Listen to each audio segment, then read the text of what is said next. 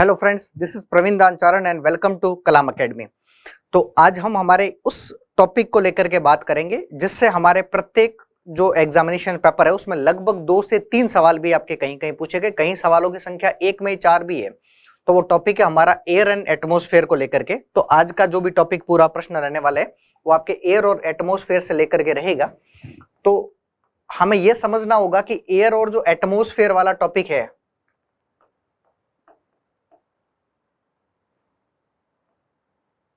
जो वायु और जो वायुमंडल है वो एयर और एटमॉस्फेयर से लेकर के कितने सवाल हमारे प्रश्न पूछे जा सकते हैं। तो लगभग इस टॉपिक के साथ में आपके जो सवालों की संख्या है वो 3 से लेकर के 4 तक प्रश्न पूछे गए हैं आपके प्रत्येक एग्जामिनेशंस में। तो आपको थोड़ा सा ध्यान रखना है कि यहाँ से सवालों का दायरा थोड़ा सा 3 से 4 लगभग आपको देखने को मिल जाता है। ठीक है, अब कौन कौन से प्रश्न जो प्रीवियस ईयर एग्जामिनेशंस में हमें पूछे गए उनको लेकर के यदि हम थोड़ी सी चर्चाएं करें तो देखिएगा, पहला दे रखा है प्रश्न नंबर पहला है, what is a wind when used to measure, है ना। जो वात दिग्दर्शी होता है उसका प्रयोग क्या मापने के लिए दरअसल किया जाता है। पहला है विंड स्पीड है, जो वायु का वेग है। नंबर दूसरा एयर प्रेशर है, जो वायु का दाब है। नंबर तीसरा विंड डायरेक्शन है, वायु की दिशा है। नंबर चौथा आपको एयर टेम्परेचर है, यानी वायु का तापमान। तो इनमें से किसके मेजरमेंट के लिए आप वात दिग्दर्शी का प्रयोग करते हैं, वैन का आप यूज करते हैं। तो अगर हम बात करें इस प्रश्न को लेकर के तो इसमें हमारा आंसर होगा वायु दिशा को मापने के लिए दरअसल हम इसका प्रयोग करते हैं। तो राइट आंसर क्या है अपना, वायु दिशा है। अब क्यों है, अगर हमें किसी भी वायु की दिशा मापनी है तो उसके लिए हमें वात दिग्दर्शी का प्रयोग करना पड़ता है। तो उसके लिए तो हम किसका प्रयोग करेंगे,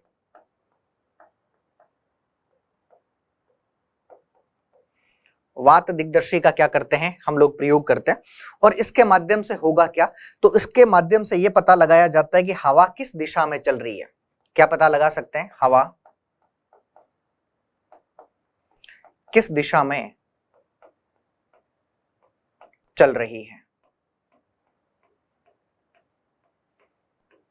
तो हवा का जो डायरेक्शन है वो किस दिशा में आपको देखने को मिल रहा है, उसके लिए आप वात दिग्दर्शी का पता लगा सकते हैं। ठीक है, इसके माध्यम से आप नॉर्थ में चल रही है, साउथ में चल रही है, ईस्ट में चल रही है, वेस्ट में चल रही है, नॉर्थ ईस्ट में चल रही है, नॉर्थ वेस्ट में चल रही है, साउथ ईस्ट में चल रही है, साउथ वेस्ट में चल रही है, हवा कहां पर चल रही है इसके बारे में पता लगाने का काम हमारा किसके माध्यम से किया जाता है, वात दिग्दर्शी के माध्यम से किया जाता है।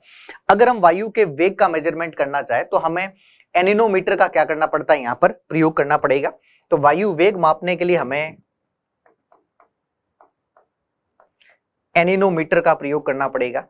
अगर हम एनीनोमीटर का प्रयोग करेंगे तो उसके माध्यम से हम वायु का वेग नाप सकते हैं, यानी वायु किस गति से चल रही है, वायु की स्पीड आपको क्या देखने को मिल रही है, तो उसको मापने के लिए आपको एनीनोमीटर का प्रयोग करना पड़ता है। ठीक है, वायुदाब नापने के लिए आपको बैरोमीटर का प्रयोग करना पड़ेगा। अगर आपको वायुदाब मापना है, एयर प्रेशर को मेजरमेंट करना है तो आपको बैरोमीटर का प्रयोग करना पड़ता है। और अगर आपको वायु का तापमान नापना है तो आपको थर्मामीटर का प्रयोग करना पड़ेगा, क्योंकि टेम्परेचर को हमेशा थर्मामीटर में ही मापा जाता है। तो तापमान मापने के लिए हमारे पास में जो यंत्र है वो कौन सा है, आपका थर्मामीटर है। ये जो बैरोमीटर है, वायु को हम लोग जिस मेजरमेंट इकाई में मापते हैं, कई बार ये भी हमें सवाल पूछता है, तो एक तो हम इसे मापते हैं मिलीबार में और एक इसे हम मापते हैं पास्कल में भी।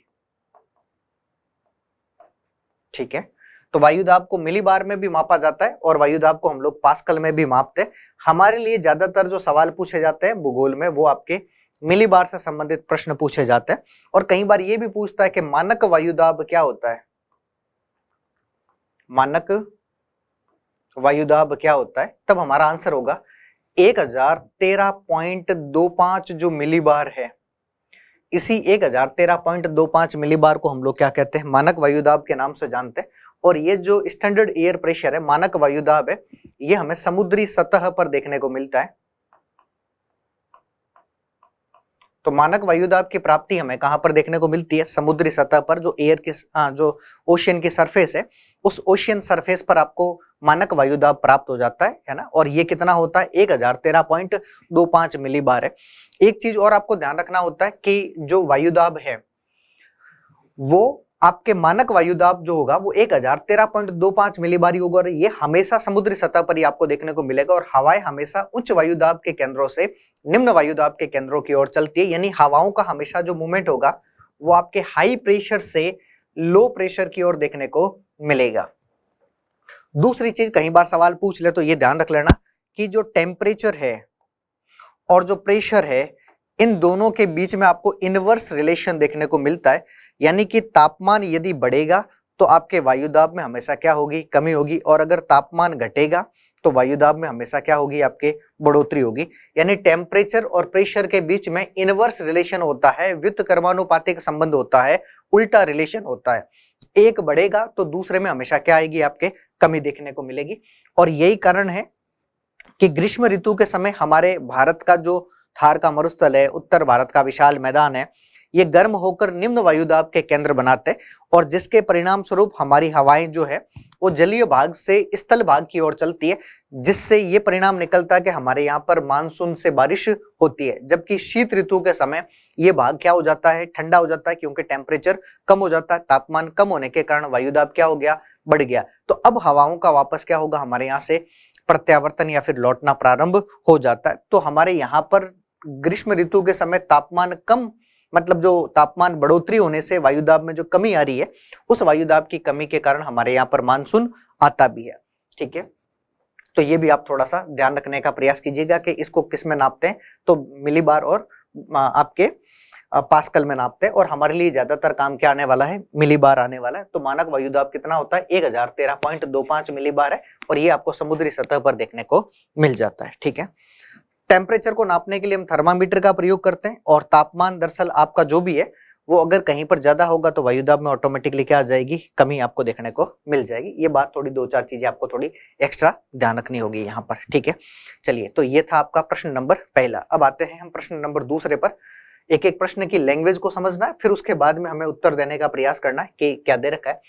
प्रश्न नंबर दूसरा, which of the following layer of the atmosphere help in the जो ट्रांसमिशन ऑफ रेडियो वेव्स, जो हमारे पास में रेडियो की तरंगे हैं, वो वायुमंडल में निम्नलिखित में से कौन सी परत रेडियो तरंगों के संचरण में क्या करती है, ट्रांसमिशन में यानी संचरण में उसके मदद करने का काम करती है। तो उसके मदद करने में कौन सी तरंग का अपना योगदान रहता है। पहला है स्ट्रेटोस्फीयर है, समताप मंडल है। दूसरा मेसोस्फीयर है, मध्य मंडल है। थर्मोस्फीयर है, जो बाह्य वायुमंडल है आपके, है ना। और उसके बाद में एक्सोस्फीयर है, बहिर्मंडल है। ठीक, ये चार आपको नाम दे रखे हैं। अब इनमें से हमें ये पूछा है कि वायुमंडल में कौन सी परत है जो रेडियो तरंगों के संचरण में क्या करती है, आपके मदद करने का कार्य करती है। तो सबसे पहले आपको वायुमंडल की संरचना के बारे में पता होना चाहिए कि वायुमंडल की कौन सी संरचना हमें किस प्रकार से देखने को मिल रही है और किस संरचना का हमें क्या क्या मामला देखने को मिलता है। ठीक है, चलिए, किस परत को हम लोग किस नाम से जानते हैं और किसका मामला आपको क्या देखने को मिल रहा है।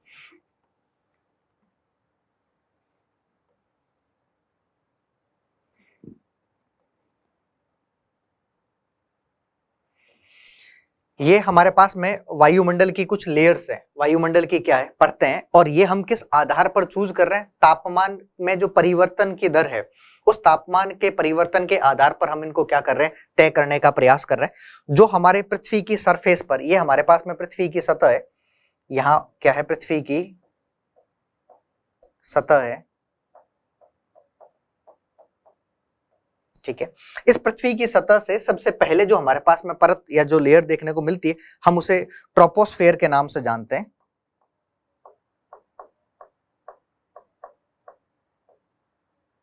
ट्रोपोस्फेयर का मतलब है शोभ मंडल। तो सबसे निचली परत का क्या नाम है, शोभ मंडल है। उसके बाद में जो इससे ऊपर की परत है हम उसे स्ट्रेटोस्फेयर के नाम से जानते हैं।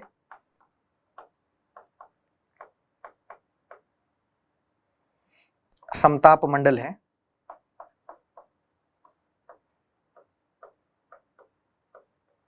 उसके ऊपर की परत को हम लोग मेसोस्फेयर के नाम से जानते हैं। मध्य मंडल के नाम से जानते हैं।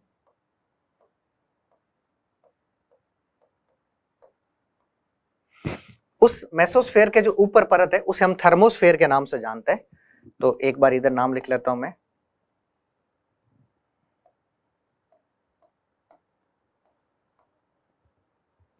उसे हम सामान्यतः तापमंडल के नाम से जानते हैं। तो इस परत का हमने क्या नाम दे दिया? तापमंडल नाम दे दिया। अब इस तापमंडल के भी हमारे पास में दो पार्ट है। कितने भाग है? दो भाग है, और इन दोनों भागों में से हम अलग अलग नाम लिखते हैं। एक के लिए हम लिखते हैं आयनोस्फेयर, आयन मंडल लिखते हैं।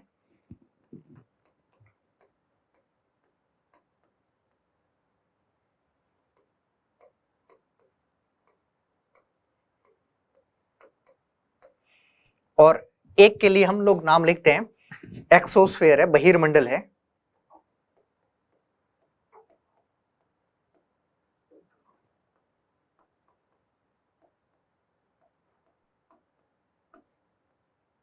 किस नाम से जान रहे हैं? बहिर्मंडल के नाम से जानते हैं। तो ये हम ताप में जो परिवर्तन है, उस ताप में परिवर्तन के आधार पर हम इन परतों को इतने भागों में बांट सकते हैं। ठीक है, अब इनमें से यदि हम बात करें कि कहां पर किस प्रकार के घटनाक्रम हमें देखने को मिलते हैं या कहां पर क्या क्या चीजें हमें देखने को मिलती है, तो इस प्रकार के प्रश्न आपको एग्जामिनेशंस में बार बार पूछा जाता ही जाता है। ये जो क्षोभ मंडल की परत है, यहाँ पर आपको मौसम संबंधी सभी घटनाएं घटित देखने को मिल जाती है कि मौसम के संबंध में जितना घटनाक्रम है वो आपको इसी परत में देखने को मिल जाएगा। जैसे बादलों का बनना, बारिश का होना, है ना, धूलकण का होना, ये सारा घटनाक्रम आपको यहीं पर देखने को मिलेगा। समताप मंडल में मौसम संबंधी घटनाक्रम आपको देखने को नहीं मिलता। अगर मौसम संबंधी घटनाक्रम आपको देखने को नहीं मिलता तो यहाँ पर क्या होगा कि जो भी वायुयान वगैरह है, इनको उड़ने के लिए आपको उचित दशाएं देखने को मिल जाती है। समताप मंडल की ऊपरी परत और मध्य मंडल की निचली परत में आपको इस पूरे क्षेत्र में ओजोन लेयर का डिपोजिशन देखने को मिलता है, ओजोन लेयर का जमाव आपको देखने को मिल जाएगा। मध्य मंडल में आपके तापमान अचानक कम हो जाता है, कम होने के कारण जो भी उल्काएं हैं, है ना, जो भी आपके पास में मेटेरॉइड्स जितने भी है वो यहाँ पर नष्ट हो जाते हैं। ठीक है, अब हमें सवाल पूछा है कि इनमें से कहां पर आपके, हमें सवाल में क्या पूछ रखा है प्रश्न में कि हमें किसका, रेडियो परतों का संचरण करना है। तो रेडियो परतों के संचरण के लिए हमारे पास में कौन सी परत ज्यादा इंपॉर्टेंस है, कौन सी लेयर हमें ज्यादा इंपॉर्टेंट देखने को मिल जाती है। तो इसके लिए हमें मुख्य रूप से जिस लेयर का प्रयोग करना पड़ेगा वो कौन सी लेयर है? आपके आयन मंडल की परत है, आयन मंडल की लेयर है। तो इस आयन मंडल की लेयर में, आयन मंडल की परत में हम सबसे ज्यादा किसके बारे में जानकारी प्राप्त करते हैं कि यहां पर हम रेडियो प्रणालियां जितनी भी हमारे पास में, कि रेडियो का जितना भी संचार हो रहा है वो हम यहीं पर डाल सकते हैं। तो रेडियो संचार से संबंधित जितनी भी सुविधाएं हैं हमारे पास में वो हम यहीं पर स्टेबल करते हैं। ठीक है, क्यों यहां पर स्टेबल करते हैं? क्योंकि यहां पर गैसें आयनित होती है, और गैसें के जब आयनित होना चालू हो जाती है तो यहाँ पर हम इस प्रकार के घटनाक्रम को स्टेबल कर सकते हैं। जैसे अगर मान लीजिए मुझे कहीं पर कुछ रेडियो के उपग्रह या सैटेलाइट को छोड़ना है तो भी मैं यहीं पर लगा सकता हूं। अगर मुझे टीवी के कुछ सैटेलाइट यहाँ पर छोड़ने तब भी हम टीवी के सैटेलाइटों को भी यहाँ पर स्टेबल कर सकते हैं। हमें कुछ संचार उपग्रह लगाने हैं कम्युनिकेशन के लिए,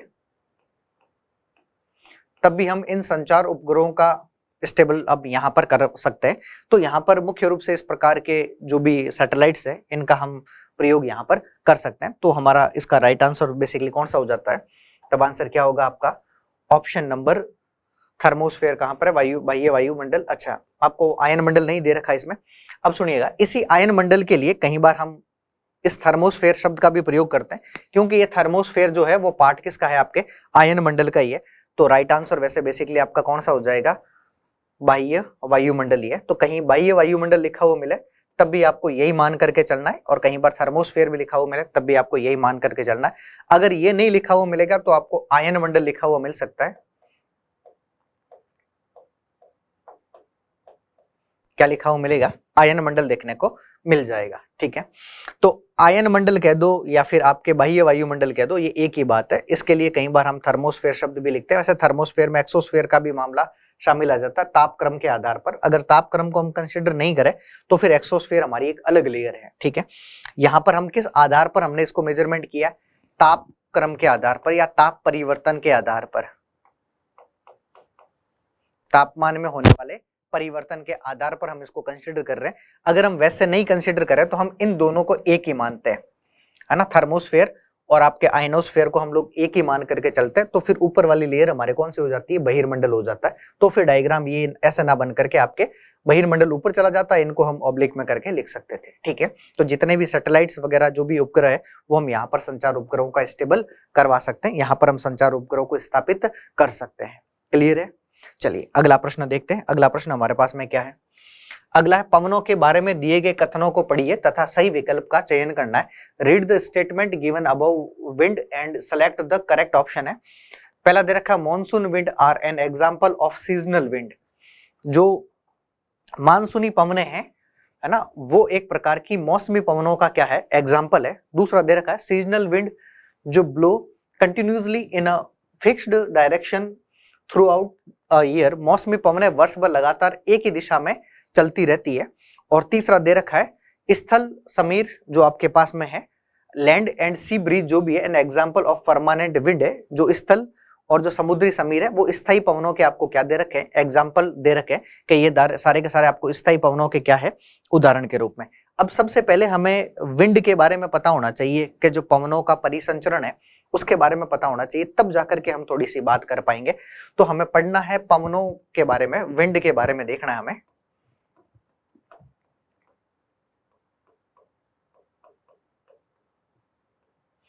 विंड का क्लासिफिकेशन देखना होता है, तो हमें जब जब हम पढ़ेंगे तो इसके बारे में पता चल ही जाएगा हमें। एक हमारे पास में पवनें होती है जिसे हम कहते हैं स्थायी पवन, परमानेंट विंड है। स्थायी पवनें वे पवनें हैं जो ग्लोब पर लगातार पूरे वर्ष भर एक ही दिशा में बहने का क्या करती है? काम करती है। उसके बाद में कुछ पवनें हैं जिन्हें हम कहते हैं मौसमी पवनें। मौसमी पवनें उन पवनों को कहा जाता है जो एक निश्चित मौसम में तो चलती है, उसके बाद में इन पवनों का प्रभाव क्या हो जाता है? बंद हो जाता है। और कुछ पवनें होती है जिन्हें हम कहते हैं स्थानीय पवनें, लोकल विंड है। स्थानीय पवनें कहते हैं। तो हमारे पास में जो विंड है वो दरअसल कितने प्रकार की है? 3 प्रकार की है। अगर हम बात करें स्थायी पवनों के संदर्भ में, तो स्थायी पवनें हमारे पास में 3 देखने को मिल सकती है। एक पवन को हम लोग कहते हैं व्यापारिक पवनें, ट्रेड विंड है।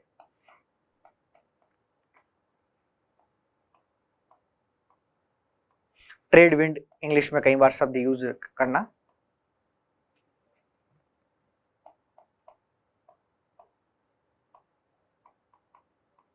दूसरी जो पवन है उसे हम कहते हैं पछुआ पवन है।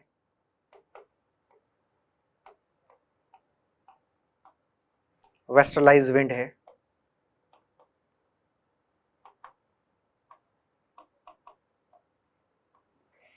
जो तीसरी पवन है हमारे पास में, हम उसे बोलते हैं ध्रुवीय पवनें हैं, पोलर विंड है।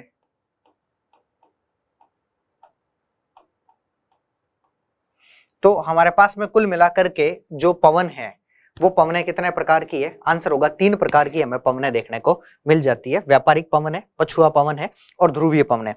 अगर हम मौसमी पवन या मॉनसून विंड की बात करें तो हमारे पास में एक पवन है दक्षिण पश्चिमी मानसूनी पवन है, साउथ वेस्ट मॉनसून विंड है। तो एक पवन तो दक्षिण पश्चिमी मानसूनी पवन है। एक पवन है जिसका नाम है उत्तर पूर्वी मानसूनी पवन है, उत्तर पूर्वी मानसूनी पवन है।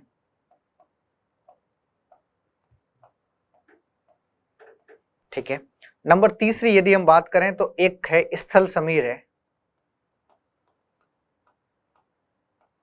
लैंड ब्रीज कहते हैं। एक हमारे पास में है जल समीर है,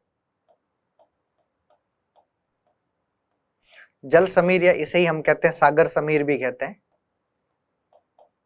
कुछ भी कहते हो। लैंड ब्रिज और सी ब्रिज के नाम से हम इसे जानते हैं। एक हमारे पास में है पर्वत समीर है,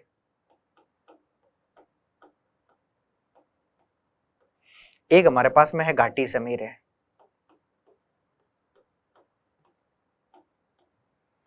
तो ये सारी की सारी हमारे पास में क्या है?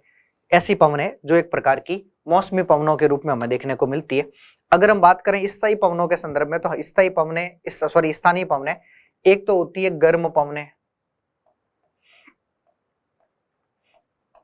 और एक होती है ठंडी पवनें। तो ये लोकल विंड कितने प्रकार की होती है? 2 प्रकार की होती है, एक गर्म पवन होती है, एक ठंडी पवन होती है। अगर हम गर्म पवनों में देखें तो एग्जाम्पल में आपने नाम सुना होगा लू, चिनुक, फॉन, हरमट्टम,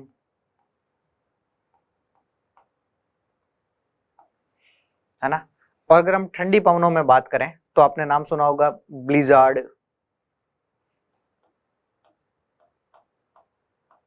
इसे ही कई बार हिम झंझावत भी लिखते हैं,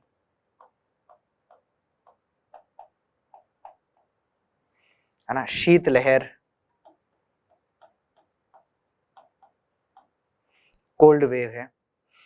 उसके बाद में एक आपके पवन नाम आ जाता है नॉर्वेस्टर, तो वैसे गर्म पवन के रूप में है, ठीक है। एक आपको आल्प्स माउंटेन रीजन के ऊपरी भाग में देखने को मिल जाती है पवन, जिसे हम दो पवन ध्यान रख लो, बाकी काफी है अपने।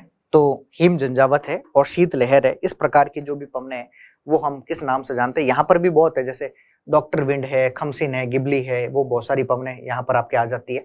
बट मुख्य तौर पर हमें एग्जाम्पल लू और चिनुक वगैरह ये दो चार पवने हमें ध्यान रखनी होती है कि ये किस प्रकार की पवनों के उदाहरण है। तो गर्म पवनों के और ठंडी पवनों में एक ही सबसे ज्यादा नाम जो प्रचलित है वो ब्लिजार्ड है, हिम झंझावत है।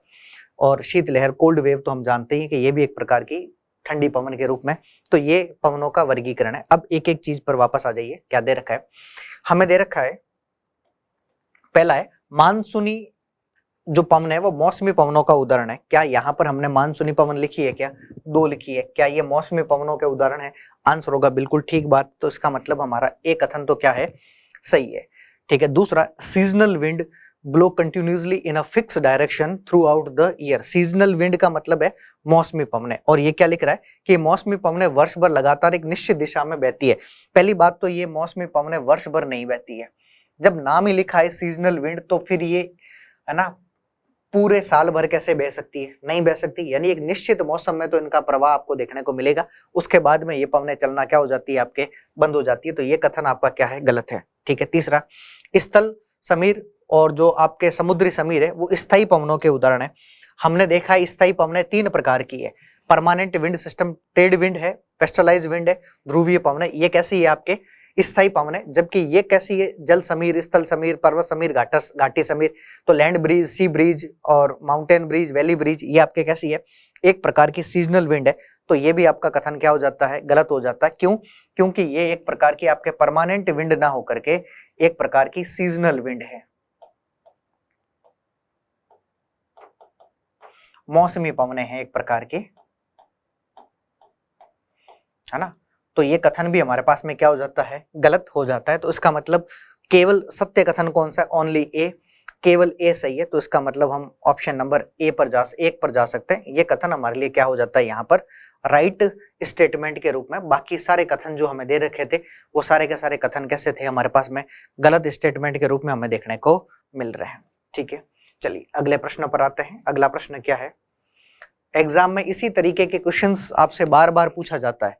एग्जामिनर आपको कई बार घुमा फिरा करके, जब तक हमने चीजों को सिस्टमेटिकल फॉर्म में नहीं पढ़ा होता है तब तक एग्जामिनर हमारे साथ में शब्दों के साथ खेल सकता है। उन शब्दों के लिए हमें थोड़ा सा क्या रहना है, प्रिपेयर रहना है, तैयार रहने का प्रयास करना चाहिए। चलिए पढ़िएगा, read the following statement regarding जो कंडीशंस आपके जो भी दे रखी है, संगणन जो कंडक्शंस दे रखा है आपके, संगणन के संदर्भ में निम्न कथनों को आपको पढ़ना है।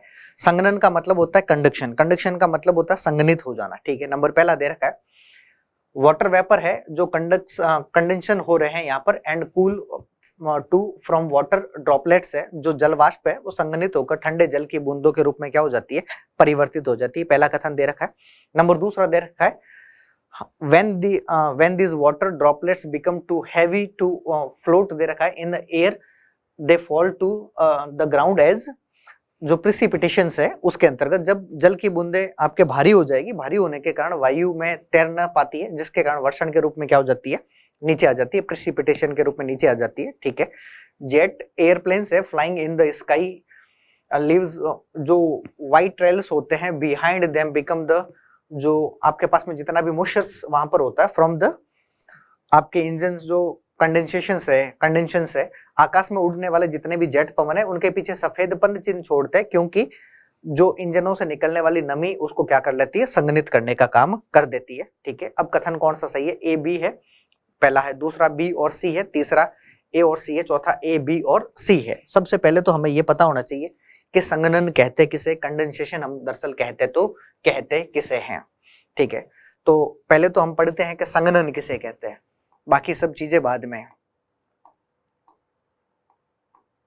पहला ही हमें क्या देखना है, संघनन देखना। संघनन हम कहते किसे हैं। ठीक है, जो हमारे पास में वायु है ना, क्या है हमारे पास में वायु, इस वायु में जो उपस्थित जो भी जल वाष्प है, जो भी क्या है हमारे पास में जल वाष्प है, वो पुनः जल की बूंदों के रूप में या फिर आपके जो कह सकते हैं हिम कणों के रूप में परिवर्तित हो जाती है। तो ये जल वाष्प किसके रूप में परिवर्तित होगी, दो रूप में परिवर्तन हो सकता है, या तो जल की बूंदों के रूप में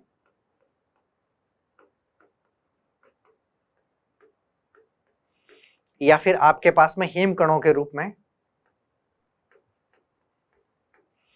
इन दोनों के रूप में क्या हो सकती है, परिवर्तित हो सकती है। और परिवर्तन होना, इन दोनों का परिवर्तन होना ही क्या कहलाता है, संघनन कहलाता है।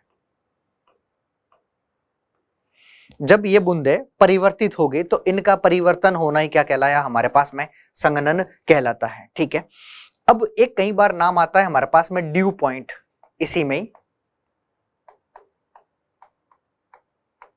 ओसांक बिंदु के नाम से हम इसे जानते हैं।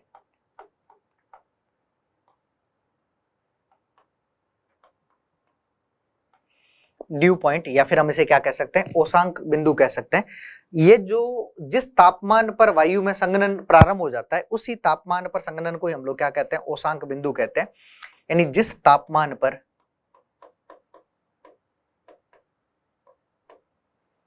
संघनन या वायु में संघनन प्रारंभ हो जाता है, वायु में संघनन प्रारंभ हो जाता है,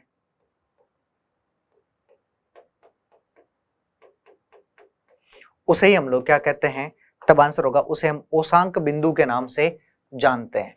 तो ओसांक बिंदु हम किसे कहते हैं, तो जहां पर वायु में संघनन प्रारंभ हो रहा है उसे ही हम लोग क्या कहते हैं, ओसांक बिंदु के रूप में जान सकते हैं।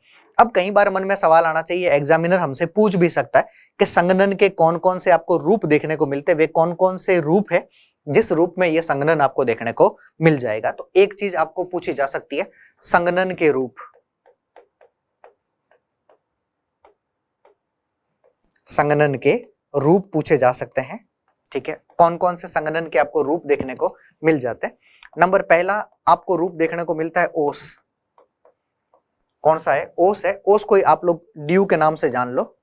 तो पहला तो क्या है आपके पास में, ओस है, ड्यू है। नंबर दूसरा, या तो आप इसे कह दो पाला, या फिर हम इसे कहते हैं तुषार, या तो पाला या फिर हम इसे क्या कहते हैं, तुषार कहते हैं। इंग्लिश में हम इसके लिए फ्रॉस्ट शब्द का यूज करते हैं। तो दूसरा शब्द क्या है हमारे पास में, फ्रॉस्ट है। ठीक है, नंबर तीसरा यदि हम देखें तो हम इसे कहते हैं फॉग। फॉग का मतलब है कोहरा। ठीक है, तो एक फॉग के रूप में भी क्या हो सकता है, चेंज हो सकता है। नंबर चौथा, ये बादलों के रूप में परिवर्तित हो सकता है, क्लाउड्स। जो भी बादल है, इन बादलों के रूप में भी हमें इसका क्या देखने को मिल सकता है, मतलब संघनन रूप में देखने को मिल सकता है कि बादलों के रूप में क्या हो गया, संघनित होता हुआ हमें देखने को मिल गया। अब जो संघनन हुआ है ये वर्षण के रूप में हमें क्या होगा, प्राप्त होगा। तो वर्षण के कौन कौन से रूप हो सकते हैं, तो वो हमें थोड़ा सा देखना है। तो अगला हमें रूप किसके देख लेना है, वर्षण के रूप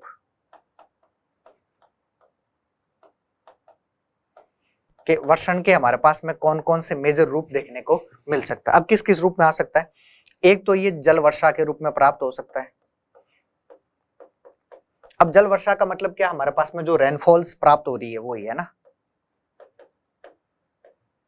तो एक तो हमें जल वर्षा के रूप में प्राप्त हो गया। दूसरा, जो हमारे पास में स्नोफॉल हो रहा है, हिमपात हो रहा है ना, तो हिमपात भी हो सकता है।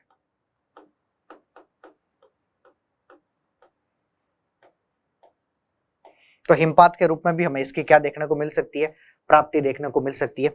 तीसरा, हमें ओले भी तो प्राप्त हो सकते हैं। आपने देखा होगा कई बार हम लोग यूज करते हैं कि जो हेलस्ट्रॉम गिर रहे हैं हमारे पास में, वही हमारे पास में क्या ओले हैं, हेलस्ट्रॉम है,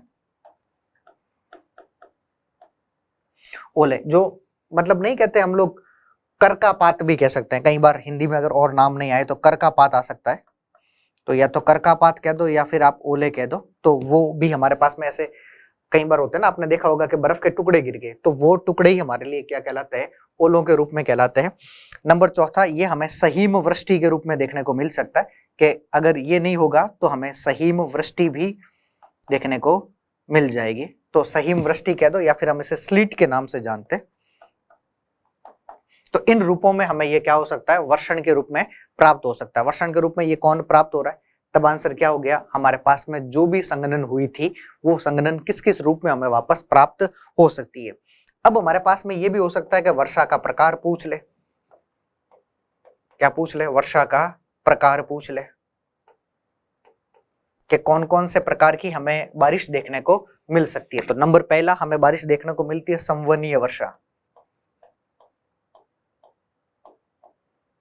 कौन सी वर्षा देखने को मिलेगी, हमें संवहनीय वर्षा प्राप्त हो सकती है, पहली संवहनीय वर्षा है। दूसरा, हमारे पास में पर्वतीय क्षेत्रों में बारिश होगी तो हम इसे पर्वतीय वर्षा के रूप में भी जानेंगे। तो दूसरा है हमारे पास में पर्वतीय वर्षा है, ठीक है। पर्वतीय वर्षा के बाद में अगर हम बात करें तो हमारे पास में कुछ साइक्लोन के रूप में बारिश प्राप्त हो सकती है, जिसे हम चक्रवातीय वर्षा के रूप में जानते हैं। तो चक्रवातीय वर्षा,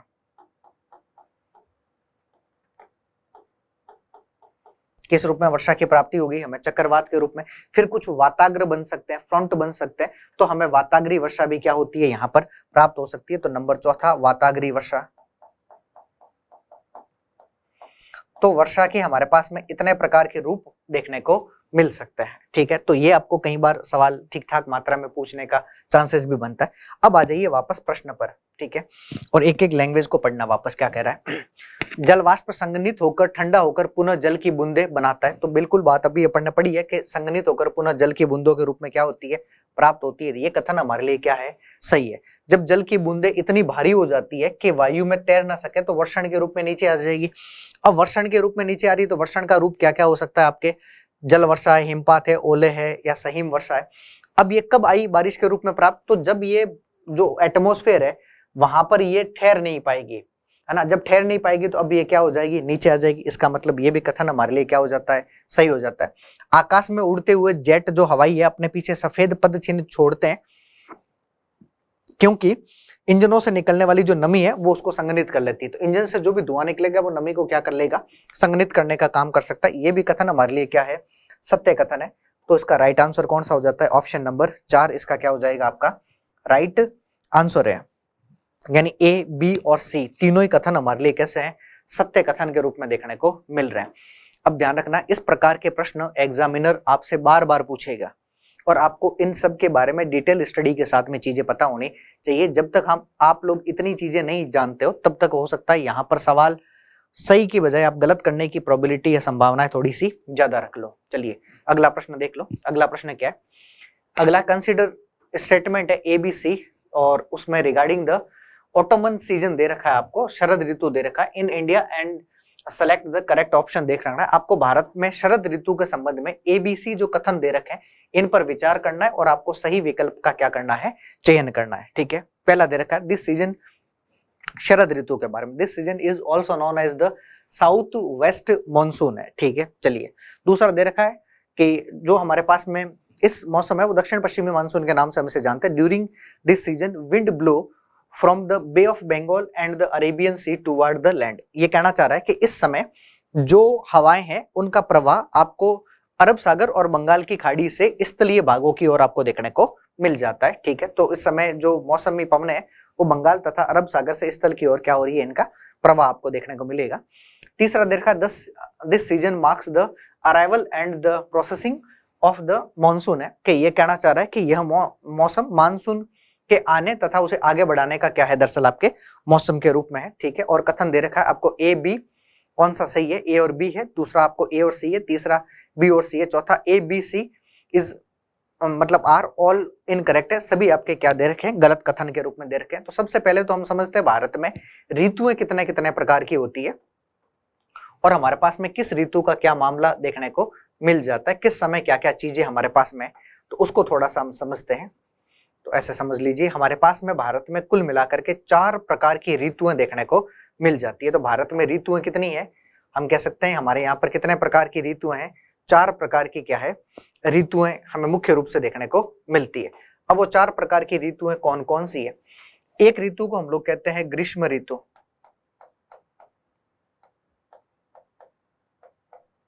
दूसरे को कहते हैं वर्षा ऋतु,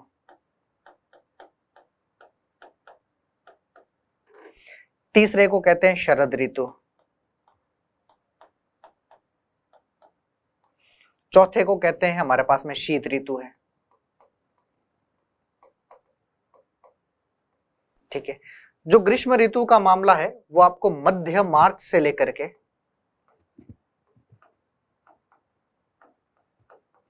मध्य जून तक देखने को मिलता है। जो वर्षा ऋतु का मामला है वो मध्य जून से लेकर के, ऐसे ही लिख लें यहां पर, मध्य मार्च से लेकर के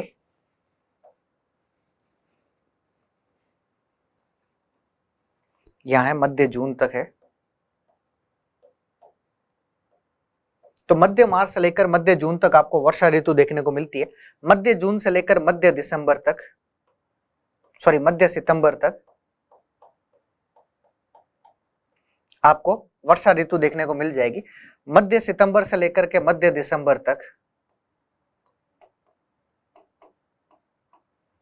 आपको शरद ऋतु देखने को मिल जाती है और मध्य दिसंबर से लेकर के मध्य मार्च तक आपको शीत ऋतु का प्रभाव देखने को मिल जाएगा।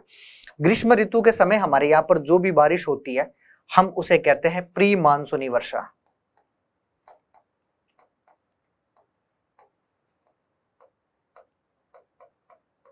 कौन सी बारिश है हमारे यहाँ पर? प्री मानसूनी बारिश हो जाती है। और इस प्री मानसूनी बारिश के अंतर्गत हमें एक बारिश देखने को मिलती है जिसे हम कहते हैं चेरी ब्लॉसम।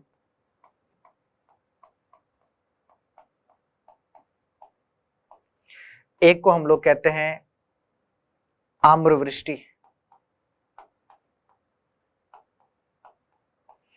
एक बारिश को हम लोग कहते हैं काल बैसाखी,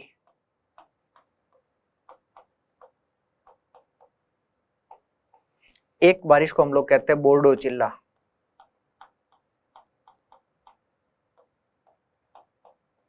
ये सारी बारिश आपको ग्रीष्म ऋतु के समय देखने को मिलती है। वर्षा ऋतु के समय जो बारिश है हम उसे दक्षिण पश्चिमी मानसूनी वर्षा के नाम से जानते हैं। और ये जो दक्षिण पश्चिमी मानसूनी बारिश है ये आपको अरब सागर और जो बंगाल की खाड़ी है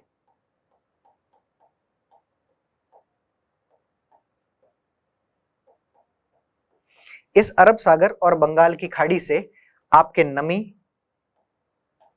या फिर हम कह सकते हैं आर्द्रता, इस नमी और आर्द्रता को ग्रहण करती है और ये हमारे भारत के स्थलीय भाग पर क्या करती है? बारिश करने का कार्य करती है। शरद ऋतु के समय जो मानसून एक्टिव होता है हम उसे कहते हैं उत्तर पूर्वी मानसून कहते हैं। यही उत्तर पूर्वी जो मानसून है इसी को हम लोग कहते हैं लौटता हुआ मानसून।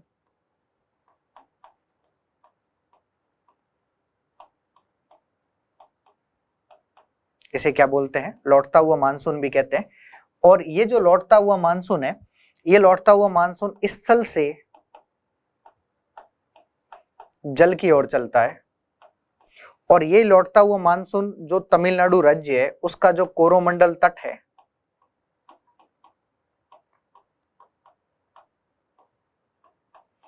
इस कोरोमंडल तटीय क्षेत्र पर सबसे ज्यादा क्या करेगा? आपकी बारिश करने का काम करता है। तो यहाँ पर वर्षा क्या होगी?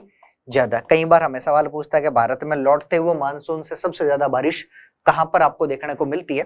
तो उसका आंसर क्या होता है कि लौटता हुआ मानसून, ये आपका जो कोरोमंडल तटीय क्षेत्र है इसी कोरोमंडल तटीय क्षेत्र पर लौटता हुआ मानसून सबसे ज्यादा क्या करता है? आपके बारिश करने का कार्य करता है। और जो शीत ऋतु के समय हमारे यहाँ पर जो बारिश होती है हम उसे कहते हैं भूमध्य सागरीय वर्षा।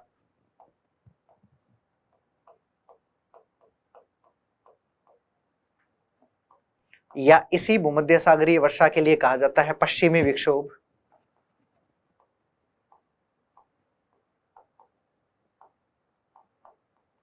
पश्चिमी विक्षोभ, या फिर इसी के लिए हम शब्द प्रयोग करते हैं मावठ।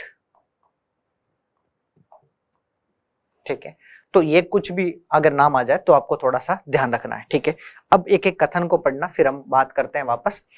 अब हमें कथन क्या दे रखा है, कथन नंबर पहला दे रखा है कि इस मौसम को दक्षिण पश्चिमी मानसून के नाम से जाना जाता है। किस मानसून को? शरद ऋतु के समय। अच्छा, शरद ऋतु के समय दक्षिण पश्चिम है या उत्तर पूर्वी मानसून है? उत्तर पूर्वी। जबकि दक्षिण पश्चिम कब है? वर्षा ऋतु के समय का है। तो उसका मतलब कथन नंबर पहला हमारे पास में क्या हो गया? गलत।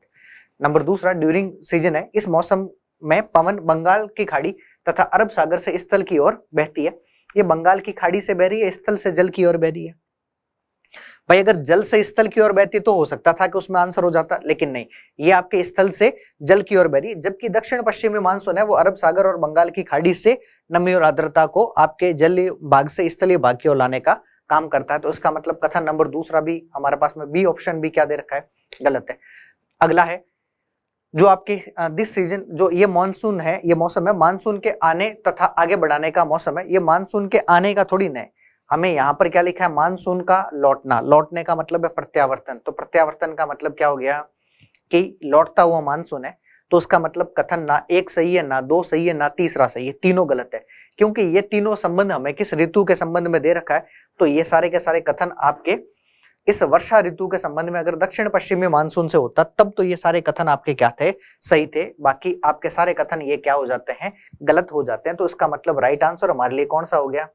तब आंसर होगा ऑप्शन नंबर 4। सभी क्या है हमारे पास में? गलत ऑप्शन के रूप में देखने को मिल रहे हैं। तो ये भी आपको थोड़ा सा ध्यान रखना कि इस तरीके से भी हमें सवाल एग्जामिनर पूछ सकता है, किसी भी वे में हमें सवाल पूछे जाने की प्रोबेबिलिटीज बन जाती है। ठीक है, चलिए अगला प्रश्न देखते हैं। प्रश्न नंबर 6 है, दिए गए लक्षणों ए और बी के आधार पर वायुमंडलीय परत की पहचान करें। Identify the atmospheric layer based on the given, जो कैरेक्टरिस्टिक है ए एंड बी, दोनों जो हमारे पास में कैरेक्टरिस्टिक है उनके आधार पर हमें उन परतों के बारे में चयन करना है। ठीक है, कथन नंबर पहला दे रखा है आपके, अंतरिक्ष से प्रवेश करने वाले उल्कापिंड इस परत में आने पर जल जाते हैं। अंतरिक्ष से जो भी मेटेरॉइड्स आ रहे हैं आपके पास में, है ना, मेटेरॉइड्स जो भी आ रहे हैं वो इस लेयर में आने के बाद में वहां पर क्या हो जाते हैं? जल जाते हैं। ठीक है, दूसरा है, इस परत में बढ़ती ऊंचाई के साथ तापमान क्या हो जाता है? आपका घटता जाता है। कि बढ़ती ऊंचाई के साथ में आपको टेम्परेचर क्या देखने को मिल रहा है? घटता हुआ देखने को मिल जाता है। तो एक हमने डायग्राम यहाँ पर चूज किया था, उस डायग्राम को हम फिर यहाँ पर ले आते हैं, जो हमने पहले बना रखा है ऑलरेडी। चलिए उसी के आधार पर हमें इस प्रश्न को क्या करना है? सॉल्व करने का प्रयास करना है। ठीक है, चलिए ये आपका प्रश्न है और ये हम डायग्राम पीछे बना के आए और इस डायग्राम में हमने कुछ परतें लिखी है, जैसे ट्रोपोस्फेयर है, स्ट्रेटोस्फेयर है, मेसोस्फेयर है, आइनोस्फेयर है, आपके बहिर्मंडल है। ये वैसे पार्ट दोनों एक ही है, लेकिन हम इन दोनों के ही इन पार्टों के रूप में तापमान के आधार पर हम इसको इसी तरीके से कंसिडर करते हैं कि यहाँ पर हमें इतना ही देखने को मिलेगा। कहीं बार ध्यान रखना। अगर हम बात करें ट्रोपोस्फेयर की, तो इसकी जो हम ऊंचाई मानते हैं वो 8 किलोमीटर से लेकर के आपके 18 किलोमीटर तक आपको देखने को मिल जाती है। ठीक है, तो 8 किलोमीटर ये आपको ध्रुवीय क्षेत्रों की ओर है, जबकि 18 किलोमीटर आपको भूमध्य रेखा की ओर ये आपकी ऊंचाई देखने को मिल जाती है। उससे थोड़ा सा आप ऊपर जाओगे तो जो स्ट्रेटोस्फेयर है इसकी मैक्सिमम जो ऊंचाई है वो आपको 50 किलोमीटर तक देखने को मिल जाती है। कि ये आपके पृथ्वी की सतह से लगभग 50 किलोमीटर की ऊंचाई पर आपको देखने को मिल जाता है। मध्य मंडल की जो मैक्सिमम ऊंचाई है वो आपको 80 किलोमीटर तक देखने को मिल जाती है। कि ये आपको 80 किलोमीटर तक इस प्रकार का घटनाक्रम देखने को मिल जाएगा। आयन मंडल की देखें तो ये 640 किलोमीटर तक का घटनाक्रम है और उसके बाद में तो आपके बहिर्मंडल तक है, और इसके बारे में कहते हैं कि 16,000 किलोमीटर से भी ये ज्यादा है। 10,000 से लेकर 16,000 तक आपको ये देखने को मिल जाता है। उसके बाद में तो स्पेस ब्रह्मांड क्या हो जाता है? हमारे प्रारंभ हो जाता है। ठीक है, अब समझना, जो क्षोभ मंडल है, इस क्षोभ मंडल में आपका जो तापमान है वो टेम्परेचर क्या होता है? कम हो जाता है। यानी कि कम कितना हो रहा है? तो प्रत्येक 165 मीटर चलने पर आपका 1 डिग्री सेल्सियस जो टेम्परेचर है वो कम हो जाएगा। या फिर आप 1 किलोमीटर जैसे ही चलोगे वैसे आपका 6.5 डिग्री सेल्सियस टेम्परेचर में क्या आ जाएगी? आपके कमी आ जाएगी। इसी तापमान के कम होने को हम कहते हैं नॉर्मल टेम्परेचर ड्रॉप रेट, यानी सामान्य ताप पतन दर। सामान्य ताप पतन दर कहते हैं। नॉर्मल टेम्परेचर ड्रॉप रेट के नाम से हम इसे ही जानते हैं कि सामान्य ताप पतन कहां पर कितना कम हो रहा है। ठीक है, तो इसका मतलब यहां पर आप जब पहुंचोगे, यानी कि लास्ट आप पहुंच सकते हो कितने डिग्री सेल्सियस पर, आप मान लो 18 किलोमीटर की ऊंचाई पर पहुंच गए, और 18 किलोमीटर तक की ऊंचाई पर आपको यहां पर जो टेम्परेचर मिला, मैक्स टू मैक्स टेम्परेचर की बात कर रहा हूं, वो आपको -80 डिग्री सेल्सियस टेम्परेचर देखने को मिल सकता है, कि आपको घटता हुआ कितना तक मिल गया, -80 डिग्री सेल्सियस टेम्परेचर मिल गया। ठीक, उसके बाद में आप आए कहां पर, तापमंडल में, और तापमंडल सॉरी समताप मंडल में, और समताप मंडल में आए तो आपका टेम्परेचर क्या हो जाएगा, यहाँ पर बढ़ जाएगा। यानी कि यहां पर जो आपके तापमान कम हो रहा था, और कम होते होते इसकी ऊपरी परत पर 80 डिग्री सेल्सियस टेम्परेचर हो गया, और जैसे जैसे आप इससे ऊपर गए, समताप मंडल पर गए, और समताप मंडल के सबसे ऊपरी परत पर गए, तो यहाँ पर आपके टेम्परेचर धीरे धीरे जाते जाते बढ़ गया, और बढ़ करके ये टेम्परेचर हो गया आपके 0 डिग्री सेल्सियस हो गया। कितना हो गया, 0 डिग्री सेल्सियस, क्योंकि -80 से आपके 0 डिग्री सेल्सियस तक तापमान हो गया है। ठीक है, उसके बाद में आप फिर आए कहां पर, मध्य मंडल में, और मध्य मंडल में आए तो यहाँ पर आपका जो टेम्परेचर था, ये टेम्परेचर फिर क्या हो गया, आपके कम हो गया। यहाँ पर तापमान में क्या आ गई, आपके कमी आ गई, और कमी आते आते ये टेम्परेचर आपके यहाँ पर हो गया -100 डिग्री सेल्सियस, यानी कि मध्य मंडल के ऊपरी परत तक आते आते ये तापमान आपके क्या हो गया, मतलब -100 डिग्री सेल्सियस हो गया। ठीक है, अब क्या हुआ, यानी यहां पर आपके तापमान कम हो गया, फिर इसके बाद में तो तापमान लगातार क्या होता जाएगा, आपके बढ़ता जाएगा। तो अब इसके बाद में जो टेम्परेचर होगा, वो टेम्परेचर लगातार क्या होगा, आपका इंक्रीज होता जाएगा, लगातार तापमान क्या होगा, बढ़ता ही जाएगा। इसके बाद में तापमान में आपके कमी नहीं आ सकती, टेम्परेचर बढ़ता ही जाएगा।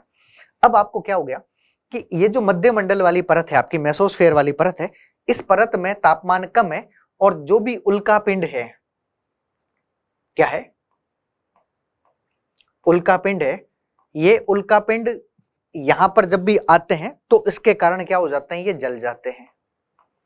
तो यहां पर उल्का पिंड क्या हो रहे हैं, आपके जल रहे हैं। ठीक है, अब इसके कारण क्या हो गया, तो इसके कारण क्या हो गया कि आपकी जो भी उल्का पिंड यहां आई, तो तापमान कम होने के कारण उसमें जो भी फ्रिक्शन हुआ, उससे यहाँ पर घर्षण पैदा हुआ, और ये क्या हो गए, यहीं पर समाप्त हो गए। ठीक है, तो कई बार आपको सवाल पूछेगा कि यहाँ पर आपके उल्का पिंड क्या हो रहे हैं, तो आपके जल रहे हैं। ठीक, दूसरा, आपने अभी देखा कि ऊंचाई के साथ में यहाँ पर तापमान घटता हुआ भी आपको देखने को मिल रहा है। ठीक, एक और सवाल पूछ सकता है कि यह सबसे ठंडी परत है, यह सबसे ठंडी परत है,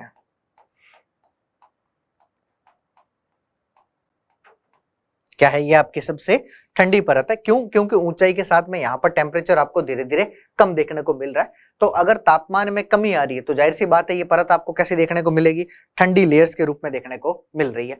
अब थोड़ा सा आ जाते हैं वापस प्रश्न पर आ जाते हैं। अंतरिक्ष में प्रवेश करने वाले उल्कापिंड इस परत में आने पर जल जाते हैं। किस परत में आने पर जल जाते हैं, अभी अपन ने बात की है कि मेसोस्फेयर में आने पर ये उल्कापिंड क्या हो रहे हैं, आपके जल रहे हैं। ठीक है, तो राइट आंसर कौन सा हो गया, अपना मेसोस्फेयर है। ठीक, दूसरा देखिए, इस परत में ऊंचाई के साथ तापमान घटता जाता है। तो अभी अपन ने देखा है कि यहाँ पर टेम्परेचर ऊंचाई के साथ में क्या हो रहा है, घट रहा है। तो इसलिए ये कैसी परत है, आपकी ठंडी परत है, क्योंकि यहाँ पर 0 डिग्री सेल्सियस था और यहाँ पर आपके -100 डिग्री सेल्सियस हो गया, है ना। तो ध्यान रखना, 0 से 100 डिग्री सेल्सियस होने का मतलब है 100 डिग्री सेल्सियस तापमान आपके क्या हो गया, यहाँ पर घट गया। तो तापमान सबसे ज्यादा इसी परत में घट रहा है। तो दोनों कथन आपके पास में जिस परत को इंडिकेट कर रहे हैं वो आपके मध्य मंडल की परत है। और मध्य मंडल की परत कहां से लेकर कहां तक है, 50 किलोमीटर से लेकर 80 किलोमीटर तक आपको ये लेयर्स देखने को मिल जाती है। क्लियर है। चलिए अगला प्रश्न देखिएगा। जो आतपन है, इंसोलेशन है, इसका संबंध आपको किससे देखने को मिल जाता है। इंसोलेशन में आपको एक तो दे रखा है वायुदाब के साथ में, एक मौसमी पवनों के साथ में, एक सूर्य की ऊर्जा के साथ में, और बहिर्मंडल और उसमें होने वाली गैसों के साथ में आपको दे रखा है। ठीक है, सिंपल सा आंसर है। कई बार हम कल वाली क्लास में भी चर्चा इसके बारे में कर चुके थे कि इंसोलेशन का संबंध जो हमें देखने को मिलता है वो सोलर एनर्जी के साथ में हमें देखने को मिल जाता है। अब इस इंसोलेशन का अर्थ ही क्या है, जो हम शब्द पढ़ रहे हैं इंसोलेशन, अब ये इंसोलेशन सब 3 शब्दों से मिलकर के बना है। ठीक है, जिसमें इनकमिंग सोलर रेडिएशन है,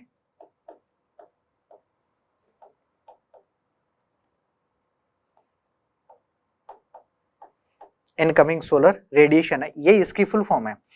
तो जो इंसोलेशन है ये दरअसल एक प्रकार का क्या है, इनकमिंग सोलर रेडिएशन है ना। अब ये इनकमिंग सोलर रेडिएशन क्या है, तो सूर्य से आने वाली जितनी भी ऊष्मा है उसको बैलेंस करने के लिए, उसका पूरा का पूरा हीट बजट संतुलन करने के लिए दरअसल हम इस इंसोलेशन वाले टॉपिक को पढ़ते हैं। एग्जाम्पल की दृष्टि से समझते हैं, ज्यादा गहराई में नहीं जाना है। अगर मान लो जो सन है, इस सन से जो ऊर्जा आ रही है, ऊष्मा आ रही है या ऊर्जा आ रही है, वो 100% आ रही है। ऊष्मा कितनी आ रही है? 100% आ रही है। तो अब इस 100% ऊष्मा को ये कैसे कैसे बैलेंस करेगा, इसी को हम कहते हैं इनकमिंग सोलर रेडिएशंस के रूप में पढ़ेंगे। और इस चैप्टर को हम लोग हीट बजट के नाम से भी जानते हैं। तो कई बार हीट बजट और इनकमिंग सोलर रेडिएशन, इन दोनों को आपको कंबाइंडली देखना होता है। अगर मान लो कि ये ऊर्जा जो आ गई आपके 100% आ गई, अब इस 100% का कैसे कैसे चीजें काम करते हैं, तो इसमें से जो परावर्तन हो रहा है, ठीक है, जो 100 आई वो 100 का क्या हो रहा है, सीधा का सीधा परावर्तन हो रहा है। और परावर्तन में कितने परसेंटेज परावर्तन हो गया, मान लो कि जितनी आई 100, उसमें से सीधा का सीधा परावर्तन कितने का हो गया, 35% का परावर्तन हो गया। अब इस 35% का परावर्तन किसके द्वारा किया गया, तो एक तो इसका परावर्तन किया जो भी हमारे एटमॉस्फेयर में क्लाउड है, इन क्लाउड ने इसका परावर्तन कर दिया।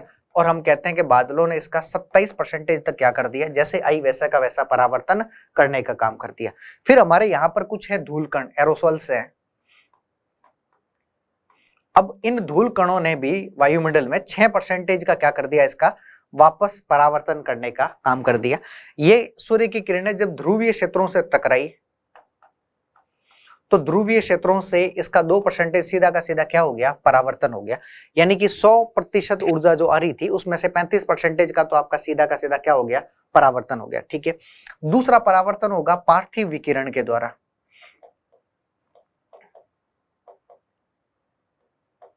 दूसरा परावर्तन किसके द्वारा हो गया, यहां पर आपके पार्थिव विकिरण के द्वारा परावर्तन हो गया। और यह परावर्तन आपके 17% हो गया। यानी पार्थिव विकिरण जो परावर्तित कर रही है वो कितना है, 17% है। फिर हमारे पास में वायुमंडल की जो कुछ विकिरण है, वायुमंडलीय विकिरण है, तो वायुमंडलीय विकिरण,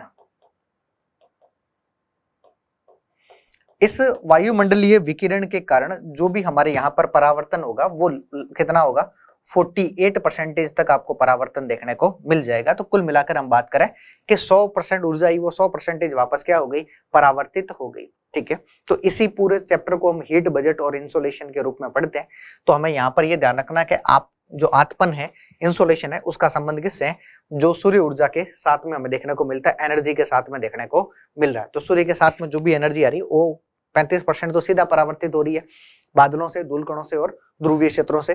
पार्थिव विकिरण आपको 17% देखने को मिलती है। और वायुमंडलीय जो विकिरण है वो आपको 48% तक देखने को मिल जाती है कि सीधा का सीधा क्या कर रही है, इसका परावर्तन कर रही है। चलिए अगला प्रश्न देख लो।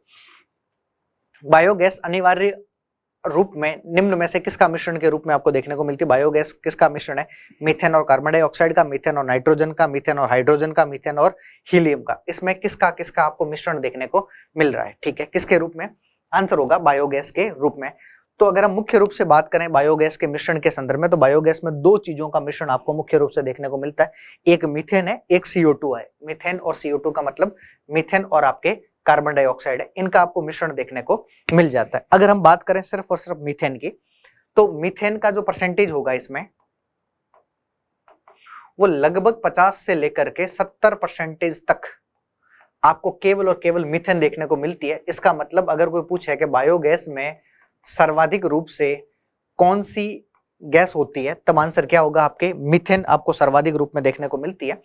उसके बाद में जो दूसरी प्रमुख गैस है वो है आपके CO2, कार्बन डाइऑक्साइड है। और कार्बन डाइऑक्साइड ज्यादा नहीं है, 25 से लेकर के 35% तक आपको CO2 देखने को मिल सकती है। तो 25 से लेकर के 35% तक आपको CO2 का मामला देखने को मिल जाता है। ऐसा ही नहीं है कि ये केवल दो ही गैस हैं, इसके अलावा कुछ अदर गैसें भी हैं, अन्य गैसों के रूप में भी आपको देखने को मिल जाती है, भले ही कम मात्रा भी है लेकिन है। ठीक है, कम मात्रा में आपके एक कौन है, H2S है, जो हम कह सकते हैं हाइड्रोजन सल्फाइड है। तो एक तो है हाइड्रोजन सल्फाइड है,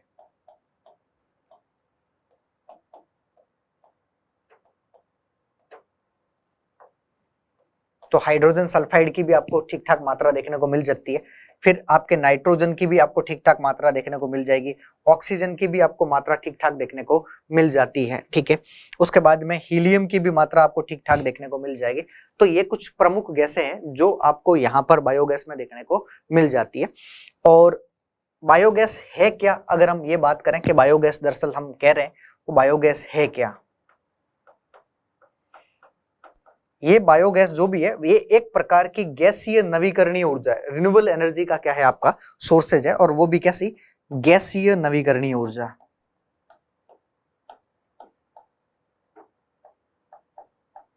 गैसीय नवीकरणीय क्या है आपके ऊर्जा का एक मुख्य सोर्सेज के रूप में आपको देखने को मिल जाती है।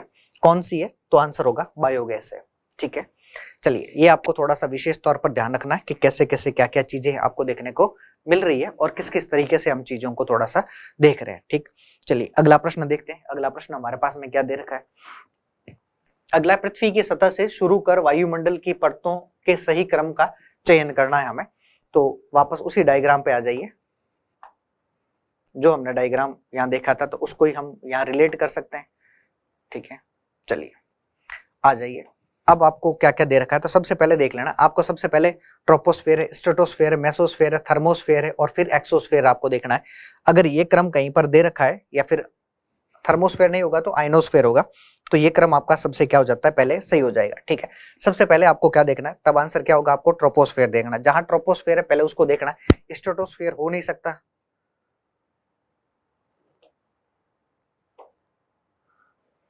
स्ट्रेटोस्फेयर आपका आंसर हो नहीं सकता, स्ट्रेटोस्फेयर, एक्सोस्फेयर हो नहीं सकता, मेसोस्फेयर आपका हो नहीं सकता, ठीक है। पहला क्या होगा, तो पृथ्वी की सतह से शुरू करना, वायुमंडलीय परतों की ओर जाना, तो सही क्रम क्या है, ट्रोपोस्फेयर, स्ट्रेटोस्फेयर, मेसोस्फेयर, थर्मोस्फेयर और एक्सोस्फेयर है। तो आंसर कौन सा सही हो जाता है अपना, नंबर 2, ठीक है। ये आपका इसका राइट सीक्वेंस के रूप में आपको देखने को मिल जाता है। चलिए अगला प्रश्न देख लो। अगला प्रश्न क्या है आपके पास में, अगला प्रश्न दे रखा है, प्रतिशत के अनुसार पृथ्वी के वायुमंडल में कौन सा प्रमुख संगठन है, which is the major component of the earth atmosphere by percentage. प्रतिशत के हिसाब से यदि आप देखते हैं तो सबसे ज्यादा परसेंटेज आपको किसका देखने को मिलता है, तो हम लोग जानते हैं कि सबसे ज्यादा परसेंटेज हमारे पास में नाइट्रोजन का 78.08% के पास में। सिर्फ और सिर्फ वायुमंडल में हमारे पास में कौन सी गैसेज है, तो हम कहते हैं केवल और केवल नाइट्रोजन है। नाइट्रोजन के बाद में हमारे यहाँ पर सबसे जो ज्यादा मात्रा है वो ऑक्सीजन की है, ये 20.94% के आसपास में आपको मात्रा केवल किसकी देखने को मिल रही है, ऑक्सीजन की देखने को मिल सकती है। ऑक्सीजन के बाद में जो दूसरी प्रमुख गैस है वो है आर्गन है। तो देखिए सबसे पहले कौन सी है, नाइट्रोजन, पहली है नाइट्रोजन, और नाइट्रोजन कितनी है, 78.08% है। उसके बाद में है हमारे पास में ऑक्सीजन, ऑक्सीजन है 20.94% है। उसके बाद में गैस है आर्गन है,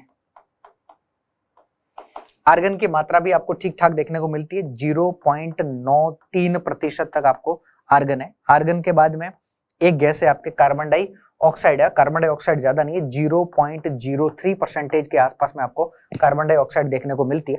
कार्बन डाइऑक्साइड के बाद में गैस है नियोन, तो कार्बन डाइऑक्साइड के बाद दूसरी जो सबसे बड़ी गैस है वो आपको कौन सी देखने को मिलती है, नियोन गैस देखने को मिल जाएगी, 0.0018% तक आपको कौन सी गैस देखने को मिलेगी, नियोन। नियोन के बाद में अगली गैस है हीलियम, कौन सी गैस है आपके, हीलियम है, हीलियम ज्यादा नहीं है, ये आपके 0.0005% तक आपकी कौन सी गैस देखने को मिल जाती है, हीलियम है। उसके बाद में नीचे और भी गैस है जैसे मीथेन है, क्रिप्टॉन है, ये सारी की सारी गैसेस आ जाती है। इन गैसों में से ये जो 3 गैसें हैं, नाइट्रोजन, ऑक्सीजन और जो आर्गन है, ये एक प्रकार की स्थिर गैस है। कैसी गैसें हैं, स्थिर गैसें, यानी कि वायुमंडल में इनकी मात्रा आपके निश्चित रहती है। लेकिन ये जो कार्बन डाइऑक्साइड से लेकर अब तक जो नीचे सारी जितनी भी गैसें पढ़ते हैं हम लोग, ये एक प्रकार की अस्थिर गैसें हैं। अस्थिर गैसों का मतलब है इनका क्रम आपके कभी भी क्या हो सकता है, चेंज हो सकता है, परिवर्तित होता रहता है, ठीक है। तो कुछ तो निश्चित गैसेज है और कुछ हमारे पास में अनिश्चित प्रकार की गैसें है। ये आपको थोड़ा विशेष तौर पर चीजें ध्यान रखने का प्रयास करना चाहिए, ठीक है। तो ये थे सारे के सारे आपके इंपॉर्टेंट क्वेश्चंस के संदर्भ में, और इसी प्रकार के क्वेश्चंस के लिए आप कलाम का टेलीग्राम चैनल ज्वाइन कर सकते हैं और अगर अब तक आपने कलाम के इस पूरे चैनल को सब्सक्राइब नहीं भी किया है तो आपको चैनल को क्या करना है, सब्सक्राइब भी करना है और बाकी चीजों पर भी हमें थोड़ा सा प्रयास करते रहना है। और ये थे आज के हमारे जितने भी इंपॉर्टेंट टॉपिक है, उनके इंपॉर्टेंट जितने भी क्वेश्चंस हो सकते थे वो सारे के सारे महत्वपूर्ण प्रश्नों के संदर्भ में।